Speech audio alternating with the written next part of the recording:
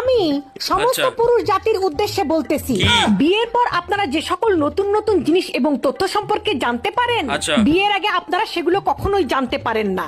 অতএব বিয়ের পর যেই সকল জিনিসগুলো আপনারা জানেন, জানার পর বউকে আপনাদের মাথায় করে রাখা উচিত, সেটা তো আপনারা রাখেনই না। উল্টো নিজেরা ভালো সাজেন, বউকে খারাপ বানান। কিভাবে তার বিবরণ দিচ্ছি। বিয়ের পরেই আপনারা প্রথম জানতে পারেন যে আপনার মা ভালো না, শাশুড়ি হিসেবে সে খুবই খারাপ, সারাদিন আপনার বউয়ের পিছে লেগে থাকে এবং হিংসা করে।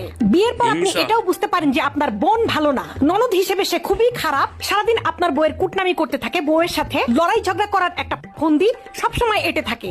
তারপরে আপনি বিয়ের পর জানতে পারেন আপনার নিজের বড় ভাই, সে হচ্ছে আপনার চরম বড় শত্রু, সে আপনার ভালো চায় না। এবং বিয়ের পর আপনি এটাও জানতে পারেন যে আপনার ছোট ভাই, আপনার আদরের ছোট ভাই হচ্ছে চরম একটা বেয়াদব।